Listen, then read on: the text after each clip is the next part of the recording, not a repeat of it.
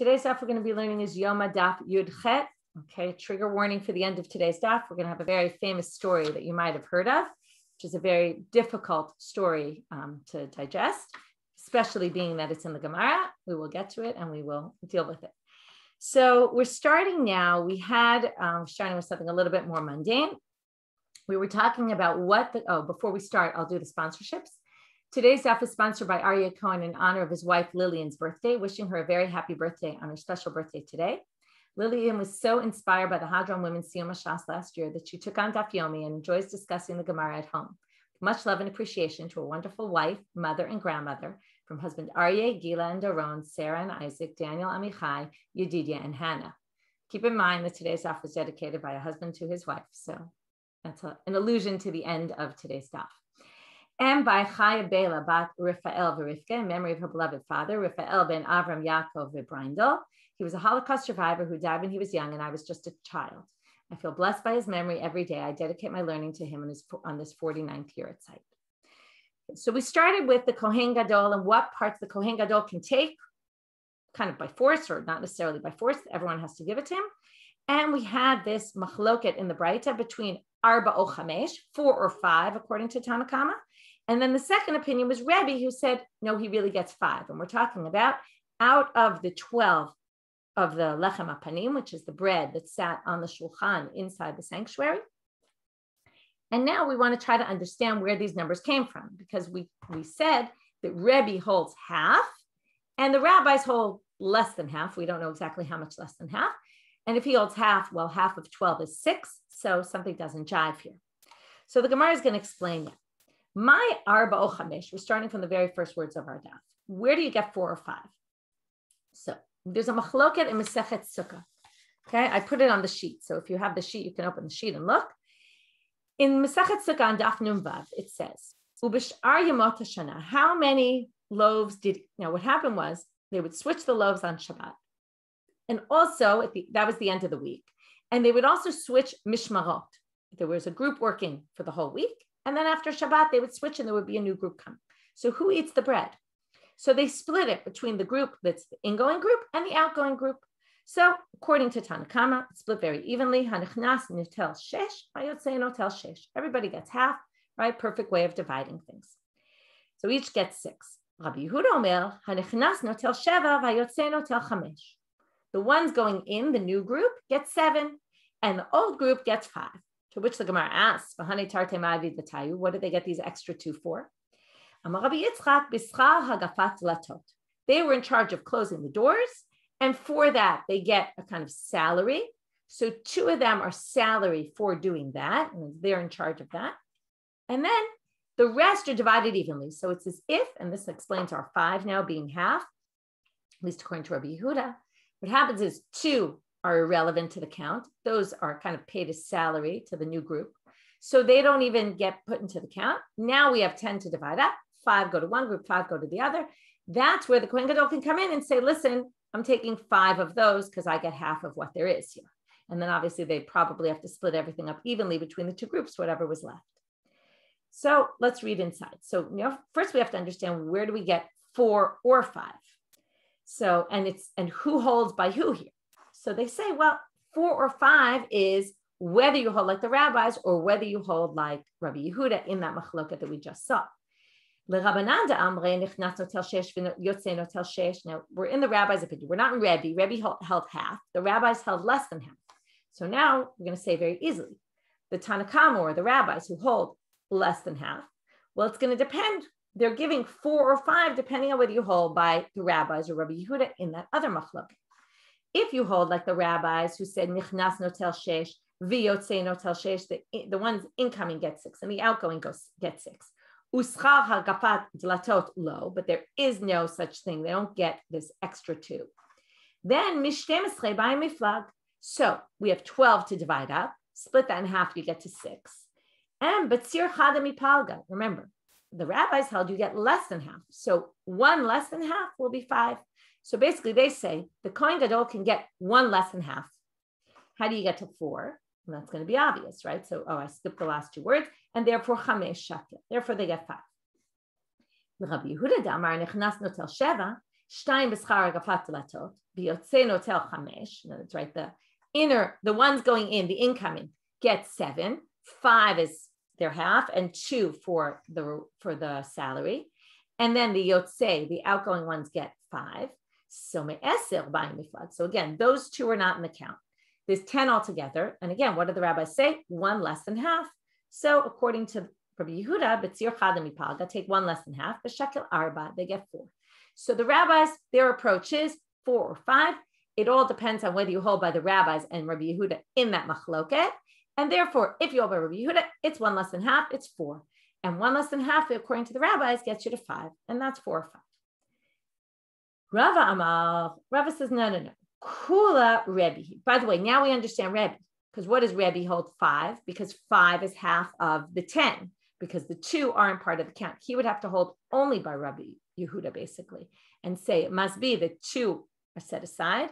Half, because we know he holds half. So if he holds half, then he must hold it's half of 10 and not half of 12. Rava Amar Kula Rebbe. Rava says that Arba or Chamesh is actually Rebbe's opinion. It's actually half. And then we're going to have to explain, how do you get half being 4? Half being 5 we can get, but how do you get half being 4? The bigger question is, and this we're only going to get to at the very end of the section, which is very soon because it's a short section, but look back, what they're saying is, and it's a very strange reading of the Braita. The Braita says, remember, Ketzad notel chelik berosh, how does he get a part? And he gets, right, he wants this chatad, he wants the asham, he wants the chala mishtei chalot. And then it says, arba o chamesh mimase lechem apanim. He gets 4 or 5 from the lechem apanim. And then it says, Rebbe omer la'olam chamesh. And then Rebbe says, it's always 5. Well, you can't say that Rebbe holds 4 or 5, and then the Gemara brings Rebbe to say it's always 5. So that really doesn't work. You'd have to say that Rava had some different version of this whole Braita, and otherwise it really makes no sense. And in fact, the Gemara is going to end with a kashya and say, this makes no sense with the Braita, what you're saying. So if you read that and said, how could you possibly say Rebbe says Arba Chamesh? Because it doesn't say that, right? That's clearly not what it says in the Braita. You're right. It's a good question and there's no good answer. But let's assume that somehow maybe he had a different reading. And he says, so Kula Rebbe, he really means that 4 or 5 is Rebbe's opinion. Now we'll have to explain why. Savar like a Rabbi Yehuda, which is what we already said. He holds like Rabbi Yehuda, which already gets us down to 10. We're going to have to figure out, how does he, in certain situations, get down to 8? And then half of 8 will be 4, and that will explain our 4. So Elamai Arba, so that explained the 5, but what about the 4? HaChamesh b'ayim mishkan. He would have to take 5, because half of 10 is 5. So they say, lo kasha. Hadi ika mishmara mitakev, hadi leika mishmara mitakev. Oh, there's another factor that could be factored in here. If, for example, there's a holiday, all the Kohanim came when there was a holiday. So let's say there's a holiday on a Wednesday or a Thursday. And usually it's not on a Wednesday. Let's say it's on a Thursday. I guess some could come out. But let's say it's on a Thursday. You have a holiday on a Thursday. And then they don't go home for Shabbat because till they get home, it's going to be a while. So they stay for Shabbat. And then they're part of the, right? They're part of the temple. They're kind of still there. That's called the Mishmar HaMitakev, where they're not supposed to be there anymore, but they stayed there a little bit longer because they were already there for the holiday and did pay to go home. So if there is such a thing that week, what happens? The Mishmar Mitakev gets 2 of the breads. So instead of saying 2 go for the, we still have 2 for Hagafat Latot, because we're holding by Rabbi Yehuda, the people who lock the doors, the incoming one. Then we have to take another 2 out to give to the Mishmar Mitakev. And then we're only left with 8, and then we split it in half. So if that's the case where he has Arba. If there's no such thing, then then you do it from 10, Vishakel Chamesh, and then he gets 5. So Ihachi, but now the Gemara asked what I told you they were going to ask. My Rebbe Omer Olam Chamesh, but Rebbe said it's always 5. So you can't possibly say that Rebbe holds 4 or 5. To which the Gemara says, Kasha, this is in fact difficult, and you're right. It's a hard explanation. New Mishnah. We're moving on now. What happens to the Kohen Gadol in the days leading up to the service? Maslulas kenim miziknei beitin. So they bring him elders from the court, from the Sanhedrin. We have Talmidei Chachamim. This is, again, we always have that struggle between the rabbis and the Kohanim Gedolim. So come in the Chachamim and they say, we're in charge here. We're teaching you how to do things. They read from Parshat Acharei that we just read, right? We read from there, and they teach him what he's supposed to do.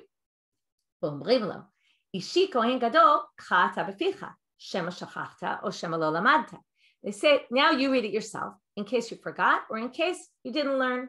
Okay, this seems to be like you learn Daf Yomi, you listen to me teach, and then you all know that if you go and read it by yourself after, it's going to be much, right? I'm not saying you have to, right? It's good enough just to listen, but there's nothing like reading it yourself. So after they read it to him, they then say, go and read it yourself and, review so you don't forget, and in case you never learned this. We'll have to ask the Gemara, how could it be that the Kohen Gadol didn't learn? Erev Yom Kippurim Shacharit Mamidin Oto B'Shar Mizrach. So now we get to the day before Yom Kippur. They put him in the eastern gate. Umavirim lefanav parim ve'elim ukvasim kedei she'eh makir v'ragil ba'avodah. There's nothing like show and tell, right? Seeing. So they start. It's nice to read. You have this animal, you have that animal, but let's see them. Show them the animals. Remember, the Kohanim Gedolim switched every year at a certain point. They weren't familiar necessarily with the animals. They weren't involved necessarily with the day-to-day. We already discussed, right? They brought them in chachabitim, but that was it. Maybe they were around and they saw things, but again, seeing someone do something with an animal isn't the same as you looking at the animal yourself and seeing the animal. You're going to have to slaughter it. You're going to have to know how to do these things. So look at the animal, get to know which is which, what they look like. Okay, so they started bringing animals. Notice there's one important animal missing here. What's missing? Seirim. They're the key animals in the whole thing. Remember, you take these two Seirim, you put a golal, right? The lottery. One ends up being sacrificed to God and one gets sent out Lazazel. So we're going to have to deal with why the Seirim aren't mentioned in the Mishnah here. So that's why you bring them so he knows what to do. Kol Shivat Yamim, another thing about these 7 days, Lo hayu mon'im mimenu ma'achal u'mishteh, he was able to eat and drink whatever he wanted. However, Erev Yom Kippurim Chashecha, when it got to the day before Yom Kippur, which is interesting because it's a day we're supposed to eat a lot, specifically the Kohen Gadol, they wouldn't let him eat a lot because the eating makes you sleepy. And we're going to see that they wouldn't let the Kohen Gadol sleep all night because they were worried that if he slept all night, maybe he would have a seminal emission and he'd become tameh. We're going to deal a lot with these seminal emissions today, about foods that might cause seminal emissions, and therefore we want to avoid those foods. The Mishnah seems to say we don't avoid these foods, but now we're going to see in the Gemara, they start talking about foods to be avoided. But first, we're going to deal with the beginning part of the Mishnah. We understand, okay, everybody forgets things, right? It could, or some people forget things. Could be he might forget, but now, this is a little different than what we've assumed about Kohanim Gedolim, but right now the Gemara says, what do you mean? Of course the Kohen Gadol was knowledgeable in halacha. How could that possibly be? Vahatanya. And the reason why we know is based on this Gemara. So, right, it's kind of as if pretend you didn't know all this stuff about the Kohanim Gedolim and the corruption. So they say, it says in the Braita, Va'kohen hagadol me'achiv. Okay, this is a pasuk of Vayikra, Perek Kaf Aleph, pasuk Yud. It says, the Kohen who is greater than his brothers. Okay, and then it says, Asher yiteno rosho shemen hamishcha umilei ado, and he wore the clothes. Right, he can't do avelut. Okay, things for mourning practices. So anyway, the point of this pasuk is that how do they describe the Kohen Gadol? He's gadol me'echav. He's greater than his brothers. So what do we learn from here? The Braita says, Sheyeh gadol me'echav b'koach, b'noi, b'chochma, u'va'osher. Okay, these are the criteria for a Kohen Gadol. How do you get the job? You need to have the following. You need to be b'koach, stronger. I'm not sure if that means physical or power, where he's an important person. B'noi, he needs to look nice. Okay, this is a big question. Why the Kohen Gadol has to look nice? This goes back to a question about the temple in general. Had this glorified look, and the Kohen Gadol was part of that landscape of, the people come to the temple and everything is beautiful and in place and the gold, and the Kohen Gadol also had to look presentable. That's why we had a dresser. Remember, someone who dresses him to make sure he looks right. So we also had to be nicely decorated, have a nice look to him. B'chochma, he needed to be smart, and smart doesn't really mean here just intelligent. It meant knowledgeable of halacha. So that's why they're saying this is the big question. How could he not have learned? Doesn't he have to be a chacham, a talmid chacham? Uba osher. He also needed to be wealthy, and this is because he needed to bring this meal offering twice a day. Now, even though it's a meal offering and it's not an animal offering, it's still money that you have to spend. It was this very fine flour. You have to spend money every single day for 2 meal offerings. That's a lot of money. You're going to have to be wealthy to sustain yourself in the job. So now they say, and acherim omrim, there's a different interpretation of Hagadol, Kohen Hagadol me'achav. Others usually is a reference to Rabbi Meir. He says, Minayin shim ein lo, sha'achiv ha'kohanim megadlim oto. What if he doesn't have money and he's supposed to be the Kohen Gadol? So what do? His brothers all give him money, like they raise money in the community. Oh, let's give, right, the other Kohanim, give him some of their money so that he'll have his own money. They make him wealthy. How do we know this? Well, it's a different drasha on these words. Talmud lomar ha'kohen Gadol me'echav. He's Gadol, not from his brothers, meaning he's greater than them, which is the first interpretation. He's Gadol from his brothers, meaning his brothers allowed him to become Gadol. They helped him to get the money. So that's Rabbi Meir's interpretation. Gadlehu mishel achiv. Make him great from using items from his brothers, from their money.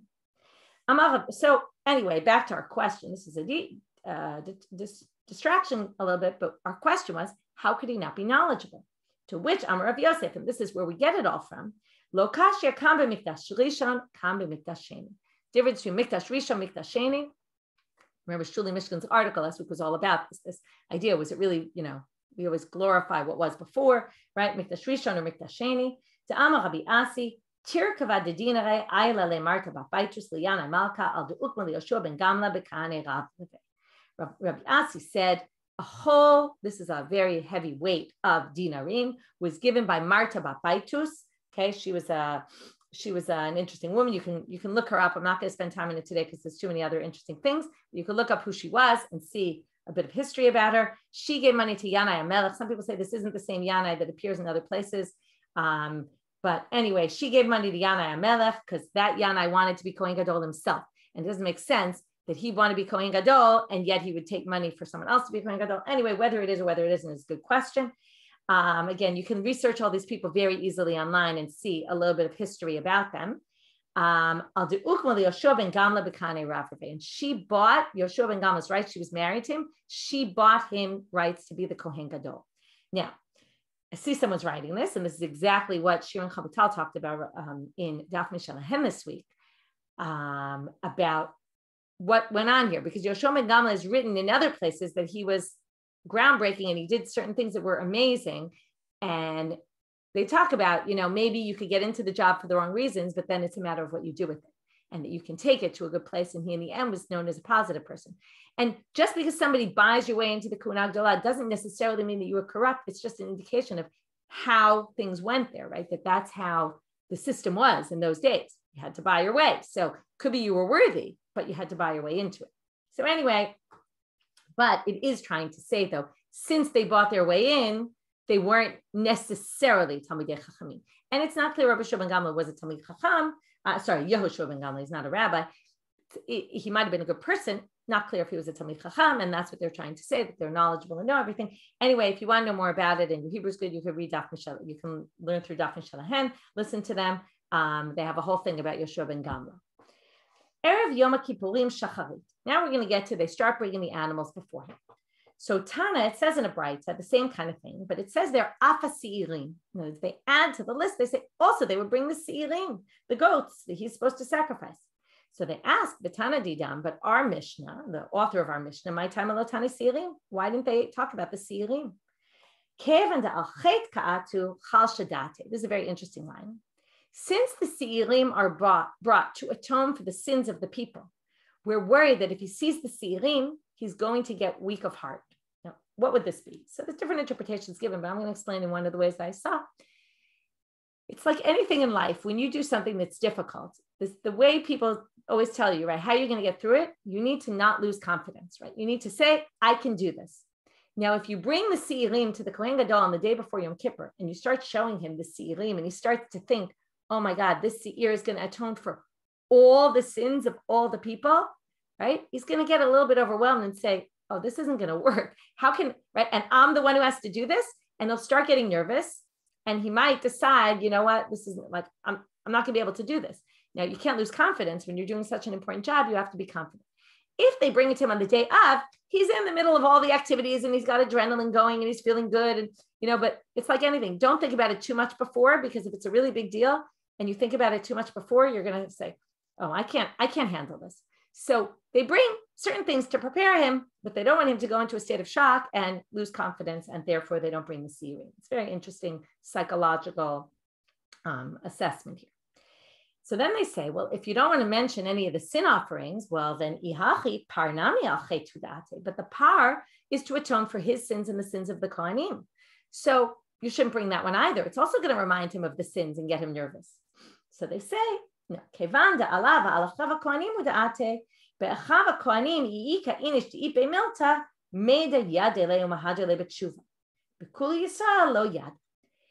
If he starts thinking about all the sins of his brothers, the Kohanim, he knows what they do. Okay, this is interesting because nobody really knows what everybody does, but there's this assumption, and the Gemara is going to kind of prove it by a little story here, but there's an assumption that people know what goes on in their families' lives and what sins they're involved in. So therefore, if he knows when he starts to worry about it and says, oh, but they're sinning, and they didn't do tshuva for this, he'll go and he'll say, listen, I want to remind you, you did this and you have to do tshuva before tomorrow, and it'll be okay. Or I don't know how he's going to get to them because he's in the temple, but maybe he'll send a message, maybe the Kohanim are around. Anyway, he can basically have more control over that. He's not as overwhelmed by that because he feels it's something he can control. But then, so Ravina tries to prove this, the fact that everybody knows what their family is involved in. This is what people say on the street. If your sister's son, your nephew, basically, you see him on the street, and if he's one of those guys that the king puts up as money collectors or whatever he might be doing for the king, and we're obviously talking about a foreign king who, right, if he ends up working for the local authorities, if you see him in the shuk, don't go anywhere near him, because he knows exactly how much money you have. He knows what your skill set is, and he'll take you for whatever he needs because he knows you, and you better watch out. He knows all your secrets. So here we see that people know what goes on in people's families. Again, this obviously isn't always the case, but you can see how it could be.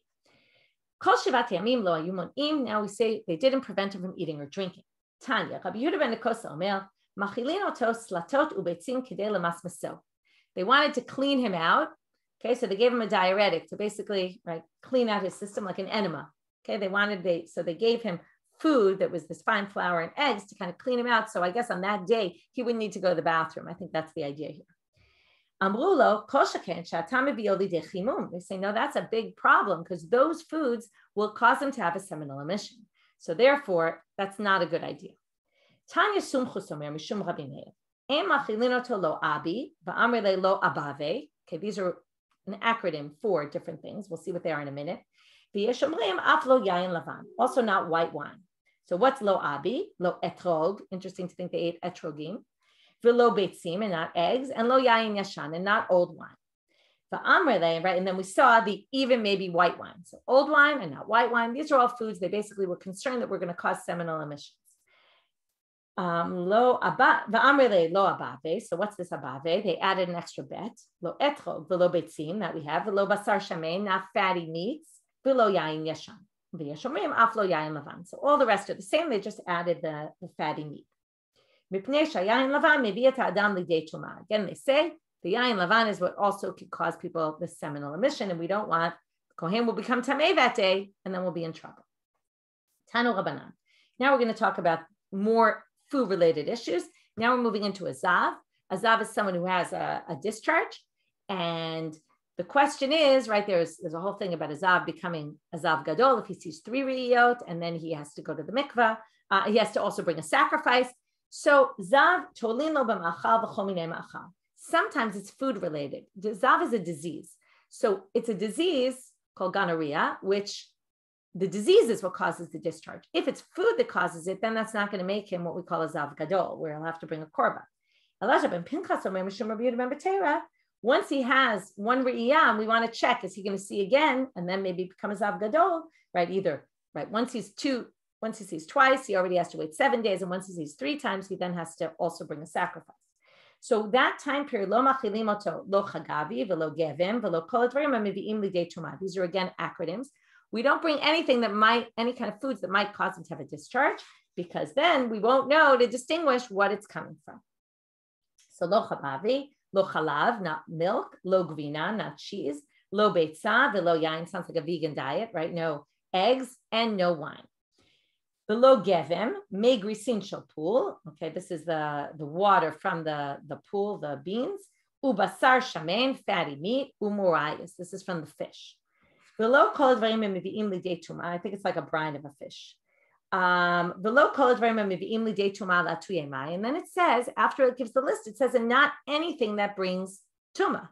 Now, right, this impurity, the seminal emission. So now they say, why did you have to add that? Weren't these things enough? That must be coming to add something additional. So now they say, latuye hadetanu Rabbanan. To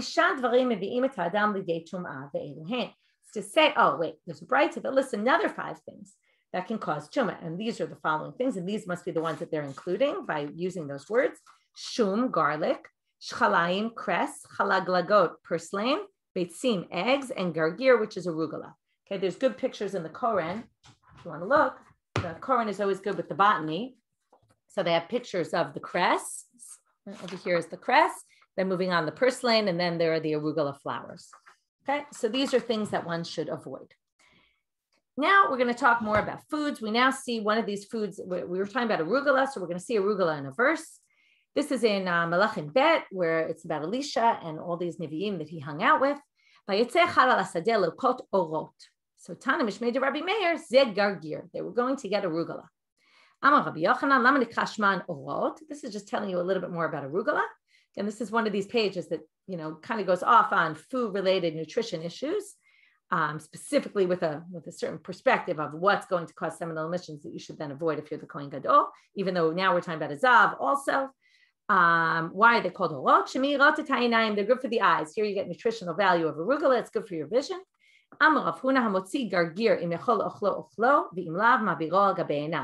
said, if you find a gargir, you should either eat it, but if it's not good for eating, then put it on your eyes because it's good for your eyes. He says, well, it's only the arugula that grows on the border. Why on the border? Because on the border, it's not near other things that are growing, and it's like it's in its pure form without any influences of other vegetation. Okay. Now we get to I promised you a crazy story at the end of today's daf. We're almost there. If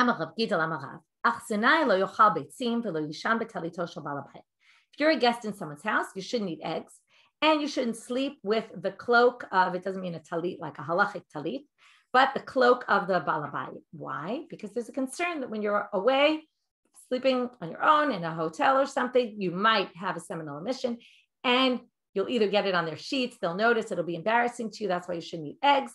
And if you borrow their clothing, right, their pajamas, then you might end up having a seminal emission on the pajamas, not exactly appropriate. Okay, so, again, it'll just embarrass you. So try to avoid doing that. To which we get to our big story. You might have heard the story. It's very famous, mostly because it's a very troublesome story. Rav ki mikla the Darshish. When Rav came to the city of Darshish, which we don't see anywhere else really, the next city we will see in other places, I'll mention that in a minute. Machriz, he used to announce, Man havya liyoma. Who's going to be mine for the day? Okay, which Rashi explains. What does he mean? So if you look at Man havya liyoma, toward the top of the page in Rashi, about 6 lines down, Yesh isha shetinaseh liyoma shetakev kan v'tetzeh la'achar mikan. Is there someone who will be my wife for a night? Okay, well, someone, he kind of gets to town and announces he's got a wife at home, but he says, I'm going to get to this town and I want to announce, who's going to be my wife for the night? Because, again, what's the concern? We just said, when you're away from home, you might have thoughts about other women or thoughts about your wife. You might have a seminal emission. It's definitely not considered a good thing in halacha to do that. So in order to keep him kind of on track, he wants to have a wife for the night. That way, he'll marry her halachically. She'll be his wife. And then he won't be. Now, remember, he could marry 2 wives in those days. It wasn't a problem. So he marries this woman and then he divorces her after. Okay, now this is very troublesome. It actually sounds a lot like what we heard a few days ago about the Kohen Gadol who has this wife in waiting and he marries her and divorces her. And there's no perspective on what this does to this woman, right? The woman now, number one, can't marry a Kohen. That should be her worst problem. But in those days, to be a divorcee was also really not looked upon very favorably. People didn't want to marry divorcees. They had a stigma on them in those days. So the whole situation is very difficult to swallow. Like, and what? Is it because he has desires and he doesn't want to be tempted to go to a prostitute when he's away from home? So that's why he does this. Why can't they control their urges some other way? This is a very troublesome section. So we're going to discuss, what happens here. And we're going to see, Rav Nachman, now, just one person. Now, first of all, it's Rav. We're not talking some, average rabbi. This is Rav. He is up there in the top rabbis of the time.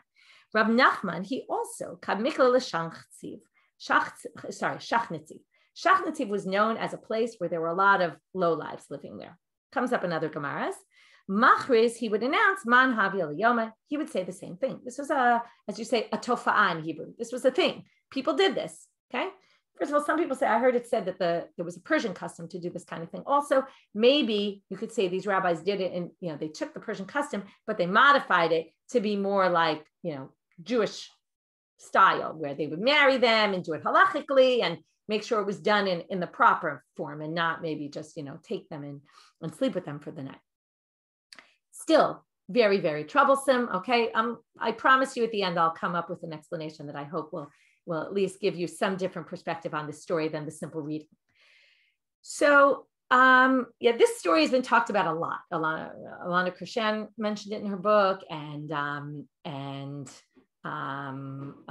Ruth Calderon has taught about this, and there's a lot to be said about this. It's definitely one of those. That's why I said it's a famous story in the sense that you can't be a woman and not notice this story and be a little horrified, but you can't be a man either and not be horrified by it. But particularly, from a woman's eye. So anyway, let's get through the story and then we'll talk about it. Now, what's going to happen is the Gemara is going to raise several halachic problems with it. Now, you're going to say, those are not the problems the Gemara should have raised. The Gemara should have raised, this is unethical. This is, what about the woman? However, number one, I think that when you see the Gemara start attacking this with questions, I think it's very possible that this is the way that the rabbis dealt with the story and saying, this is absurd. How could this possibly happen?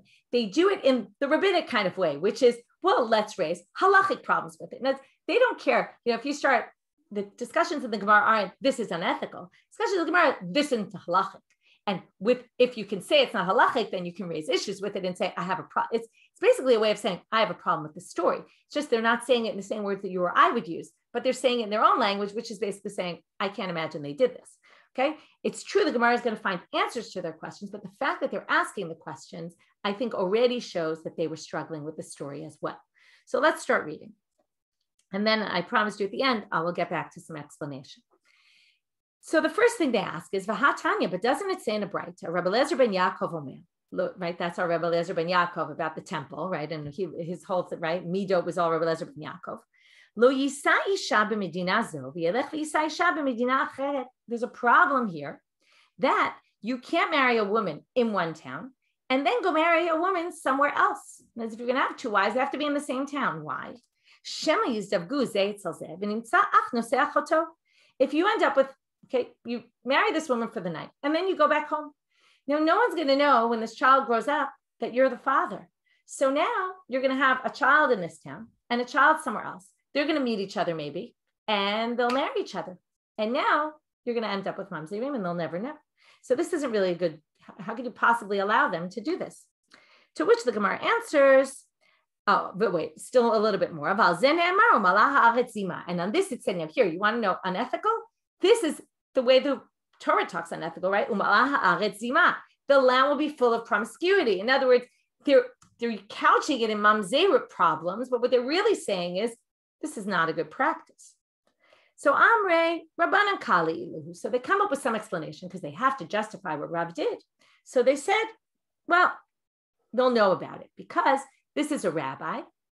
If the rabbi came to town and married this woman, everyone's going to know about it. By the way, some people read the story and say, could be these women wanted this, right? It was a big kavod, even for a night, to be married to this rabbi. He was a big rabbi, just like we talked about with the Kohen Gadol. Could be that woman who was in waiting to be the Kohen Gadol's wife. And even if she married him and then was unconditionally divorced from him, just to be, right? Number one, at least in that story, you're doing something for the community. Here, there's not like something so great about it. You're kind of preventing this big rabbi from maybe sinning, but it's a little not the same kind of comparison. But she might have wanted, right? It might have been, right, when they come and announce who wants to be my wife for the night, it could be that there were women who really wanted this extra. Again, you have to be in a different mindset of the times. We don't know what it was like in those times to be a woman, and what, maybe it was this big respect to go marry the rabbi for the night. So once she marries this rabbi, Kalilu, everyone's going to know about it. It's popular, right? It'll people will talk. Oh, look, this rabbi married this woman, and everyone will know. And then when she gets pregnant, they'll know it came from the rabbi. And therefore, we're not worried that we're going to have a mamzeret story. Next question. Tahama Rava, there's another halachic problem. Rava says, if you say to someone, I want to marry you, like you plan your wedding, when you get married, you have to wait this halacha that the 7 days before the wedding, we're concerned that the excitement of the wedding, you have to wait 7 days because maybe you'll see blood. We all know that women anyway, generally know this, that menstruation could come upon you from stress, from excitement. It's, yes, there's a cycle, but sometimes people get off cycle from all sorts of things. So there was a concern that there would be blood, either menstruating blood or some sort of blood, coming from the inside, from the uterine bleeding from this excitement over marriage. So therefore, you can't come into a town and say, who's going to be my wife for the night, marry her that night, and be able to have relations with her, because she has to wait 7 clean days before the wedding. That's why before a wedding, the 7 clean days are always the 7 days leading up to the wedding, and not the 7 days after the last time the woman menstruated. So that's because of this halach of dam chimur. So if that's the case, what could be? So they say, Rabbanano, do you have a modulahu? Mikdam have a makdami and shader shlucha. The rabbis, they wouldn't come into town and say, who wants to marry me for the night, even though that's what it said. Well, it must be that they sent messengers ahead of time, at least 7 days before. They would pick a woman. The woman would then separate for 7 clean days. Again, the story is getting more absurd, right? That the fact to think that this is how far they went. And then, right, again, this is classic Gemara. Something doesn't make sense. They come up with an explanation of how it could possibly make sense. But again, makes the story more and more absurd. They would actually send a messenger to do this for them. The women would wait 7 clean days. They'd be ready when they got there. V'ibait ema, alternatively, and this is also a crazy answer, yichude hava miyachtelahu.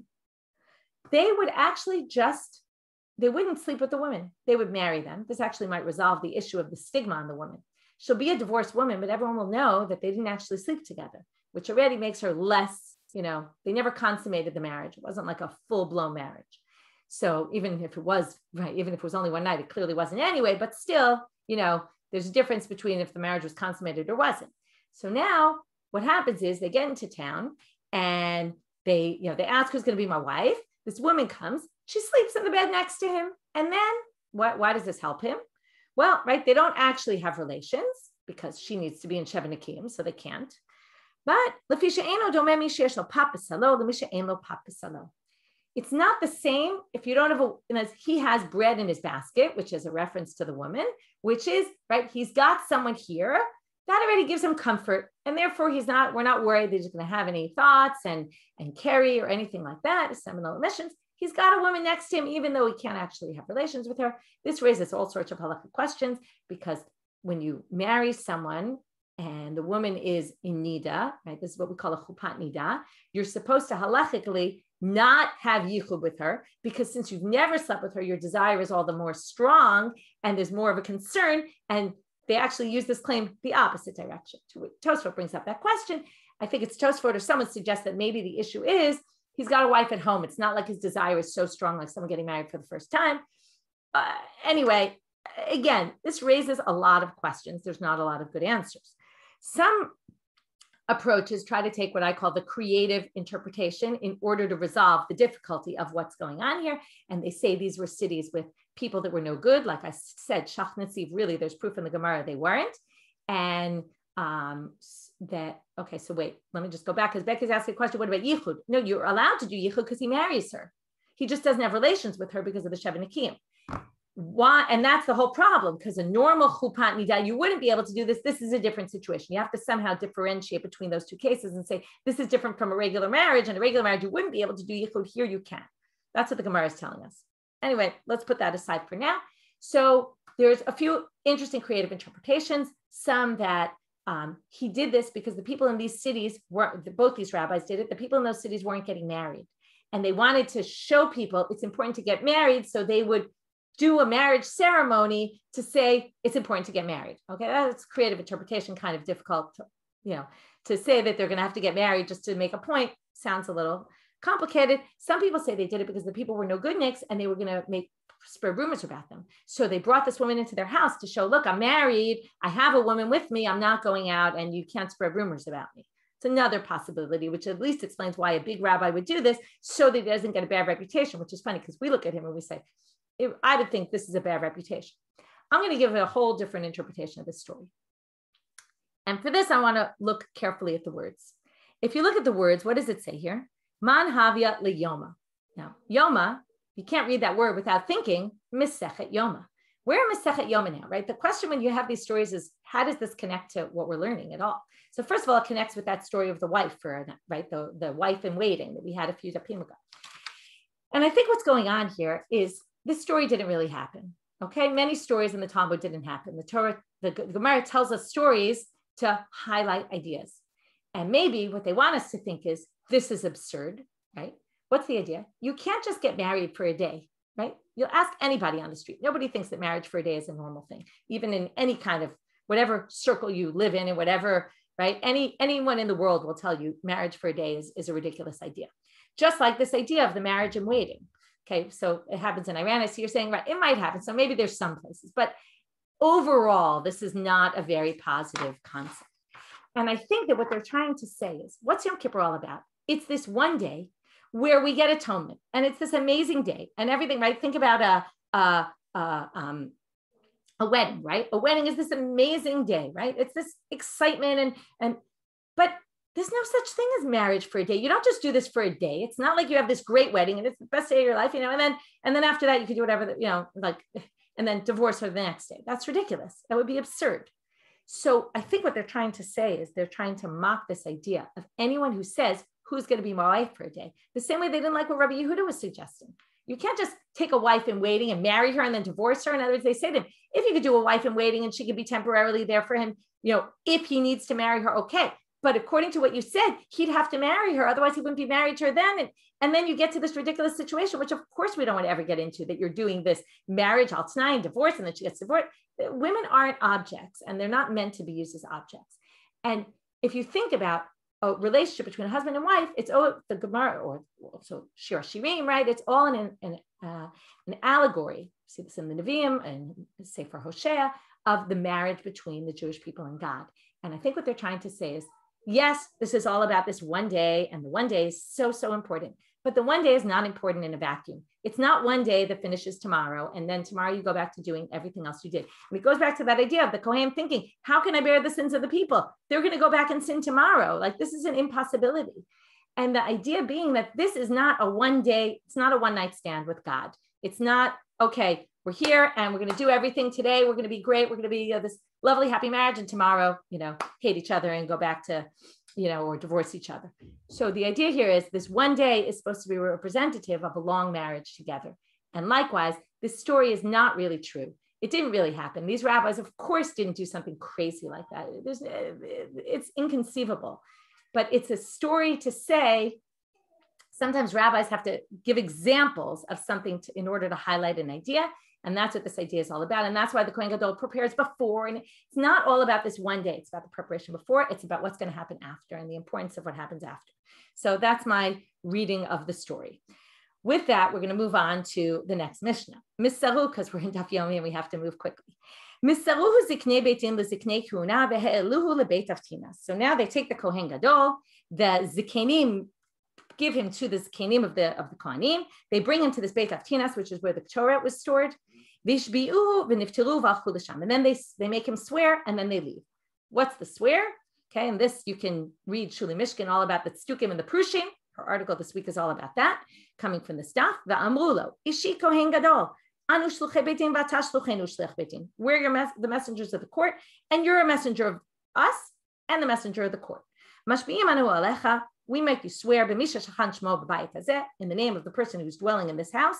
right? In the Beit HaMikdash, that you will not change anything from what we told you. The big debate we're going to get to tomorrow about how to do the Ktoret. Stukim had one way, the Prushim had another way. Many of the Kohanim were Stukim, so they had to make him swear in case he was a Stuki, and he was going to decide that he was going to do it. Even though they were Stukim, they still had to follow the Prushim laws, because the Prushim ruled the temple, which is what we see here, because they come in and say, you have to do things our way. He starts crying, they start crying, they because they accused him, and he because he was accused. Now, what does he do after this? If he's smart, he knows learning, he learns. If not, we bring Talmidei Chachamim to teach him. If he can read Torah, it's fascinating to think maybe they couldn't even read Torah. If they didn't know how to read Torah, someone would read to him. So what